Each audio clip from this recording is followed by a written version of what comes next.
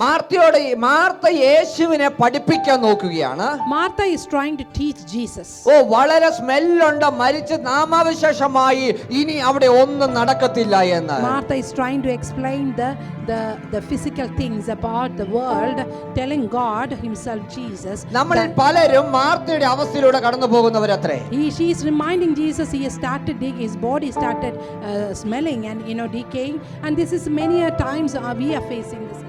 നമ്മുടെ അവസ്ഥ നോക്കിക്കൊണ്ട് ആ അവസ്ഥയ്ക്ക് നേരെ നമ്മൾ നിന്നുകൊണ്ട് നമ്മൾ പുറപുറക്കുന്നവരത്രേ നമ്മൾ ഈ ദിവസങ്ങളിൽ. Many times we judge ourselves, we assess ourselves, thinking that I'm not able to do it. I know this is my qualification, this is my quality, and then we are standing or just adjusting with our situation. എന്നാൽ പ്രിയ ദൈവമേ, നിങ്ങൾ കർത്താവിൽ വിശ്വസിച്ച് ഇറങ്ങി തിരിച്ച ഒരു ദൈവ പൈതൽ ആണ് എങ്കിൽ നിങ്ങളുടെ ഇടതും വലതും വീഴുന്ന 1000-ലും 10,000-ലും ആയിരിക്കരുത്. നിങ്ങളുടെ ദൃഷ്ടി ഉയർക്കപ്പെട്ട കർത്താവിലായിരിക്കണം. But if you have believed in Christ Jesus, you come out from your situation, you are facing and focusing Christ Jesus, and then do not look at your situation or circumstances.